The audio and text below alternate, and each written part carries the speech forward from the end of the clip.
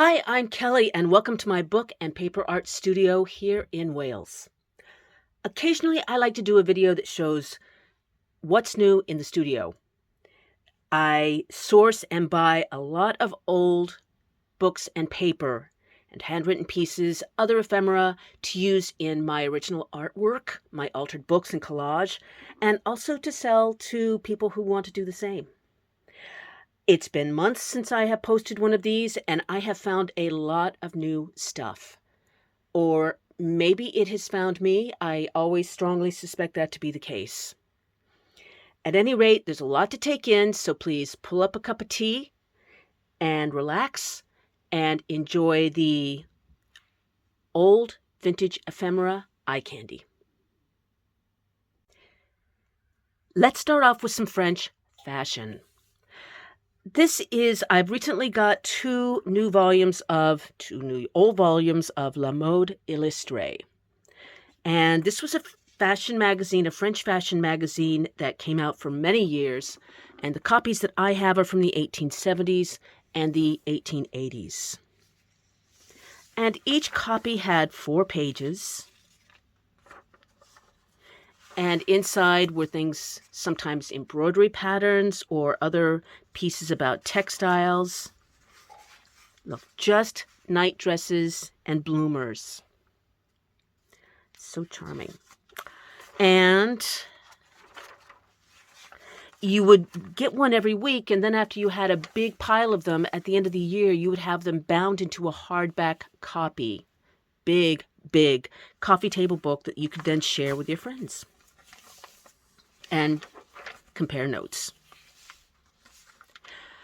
An original copy of La Mode Illustrée, the 4-page edition, comes in the French ephemera bundle boxes that I sell. And if you would like to know more about those and what's in them and how you can get one, you can find out in the link below this video. These are fashion magazines that are a little more contemporary. They are from, this one's from 1911, from 1912, 1915. And I am not going to flip through these whole things today because there's 50 pages in each one, and there's a lot. It's a lot of magazine. So what I'm going to do is in a few days or a couple of weeks, I'm going to do a video that's just a French fashion flip through. And I'm going to go through these. So if you like vintage clothing and the lot, please stay tuned for that because it's going to be gorgeous. Here are some of the new handwritten pieces that I have come across. And I'm super excited about these because these are from the 1600s. 1680s to 1690.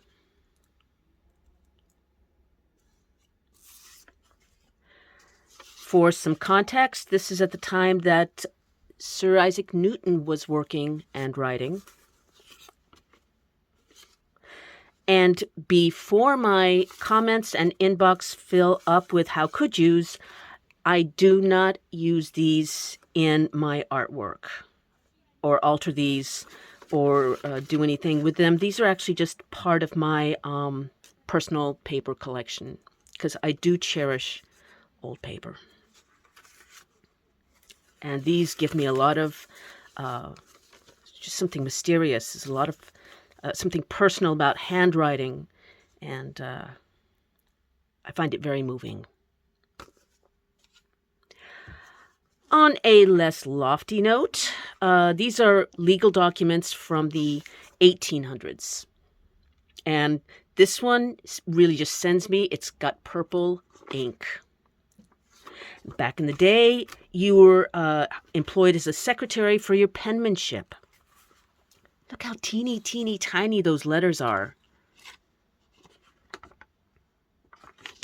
This is 1871.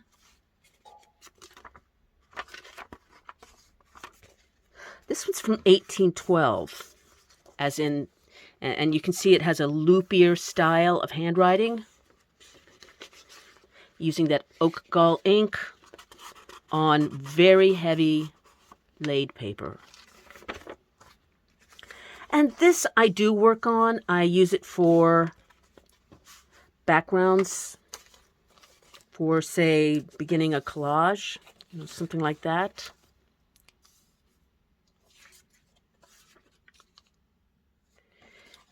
And there are also original handwritten pieces in the ephemera boxes.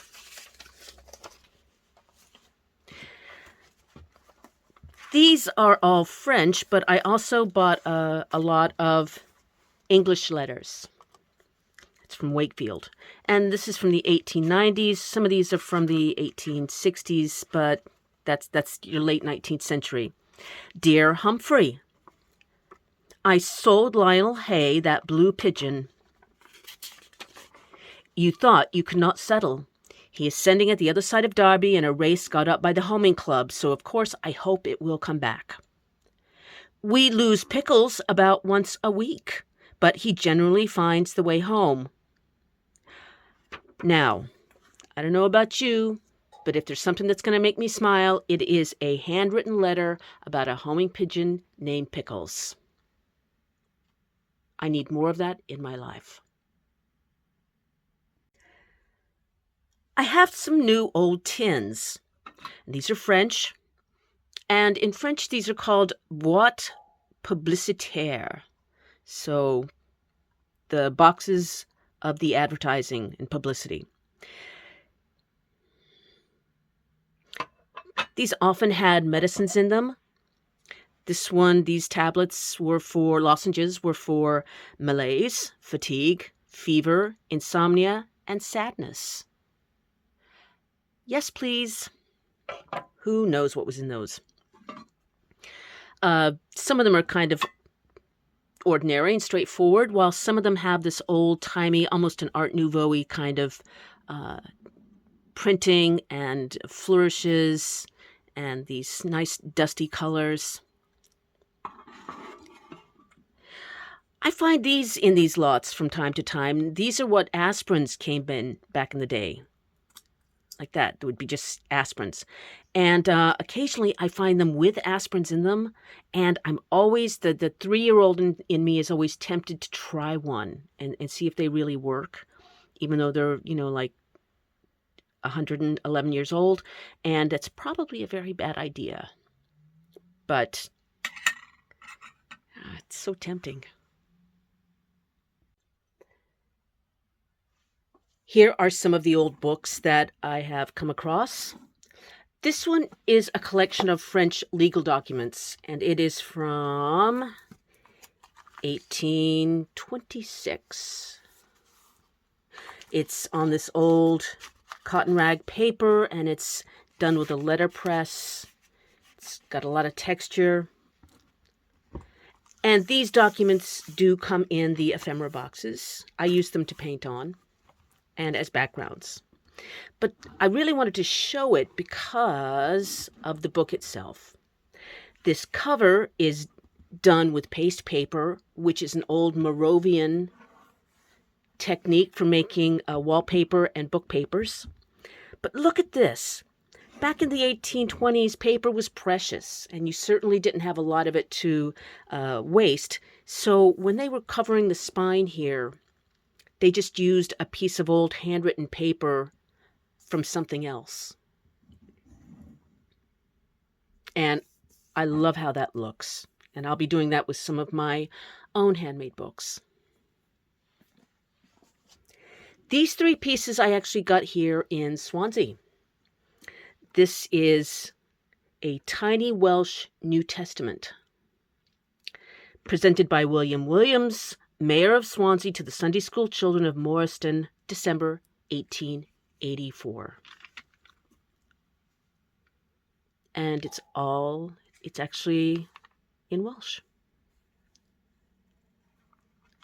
And it was presented to Olwen Griffiths, 1885.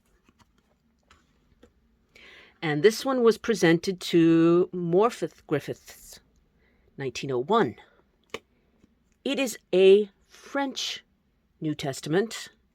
Don't know why they were giving out French Bibles in a small town in Wales, but there you go. And I like how it has the brass fittings and then this little brass clasp. It is just so small. This is one of the best things that I have found in a long time, even though it's bust.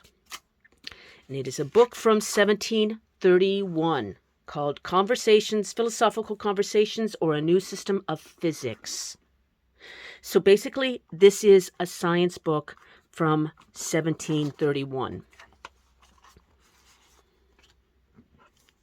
It's also got that cotton paper. And the best thing here are the engravings that are mainly science related. And they are very, very steampunky. Those little celestial images. A lot of them have this disembodied hand with lace. So that's very insane in a cool way. There's just some vital organs. Let's see. There's one section. Where's that section? Oh, of certain remedies. And these are ideas for things you can do if you're sick. And you would use this as, you would have consulted this for some remedies. Monsieur Bory affirms that oil drawn from the brain of a calf is excellent against the gout. Persons have been eased of this pain by washing and holding the feet an hour every day in warm water. I know, I still got stuck up at the brain of the calf. And one thing that's kind of charming about this and very moving is that someone has actually underlined sections of these remedies. So it was consulted and used. And again, I just find that strangely moving. This is a big lot of old French receipts.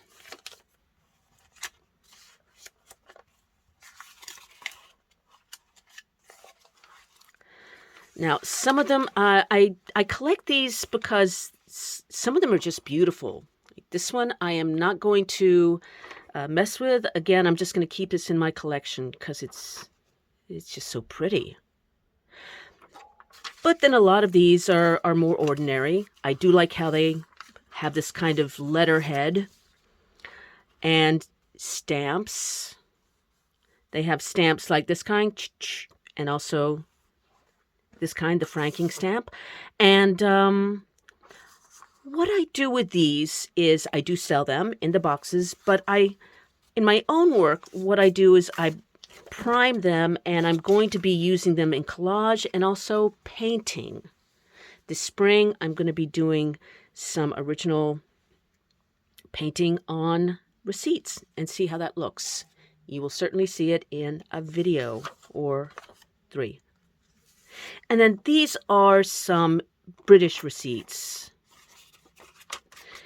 They aren't quite as sexy, but they are, anything that looks like a ticket. That one's pretty cool.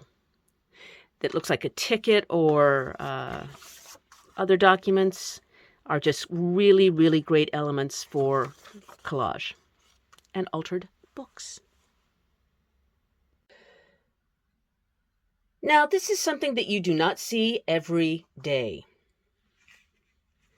It is hand sewn and hand embroidered, and it has these teeny tiny bright orange chicks that are hand appliqued, and then this satin ribbon has been pulled through. What do you think this is? Maybe you know. I had to have a French friend explain to me what this is. It goes with an egg and an egg cup. If you had your soft-boiled egg, You just put that guy right there. And then you'd have this beautiful, gorgeous presentation for your soft-boiled egg that would also keep it warm. And that is just the cutest thing I have ever seen. Finally, let's have a look at some more vintage fashion with these old-timey wedding photos. These are actually from America, and they came from the studio, and I love just all of this detail in the paper frames and in the costumes. Another thing that strikes me always is how crazy young some of these brides and grooms were.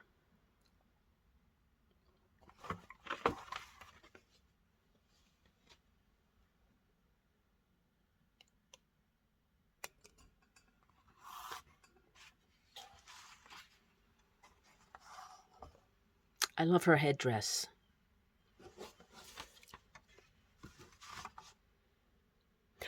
I have not listed these photos or the little books that I just showed because I am kind of overwhelmed right now, but in a good way. So if you saw anything today that you can't live without, please drop me a line in the comments or send me an email and ask about something, and I'll let you know if it is available.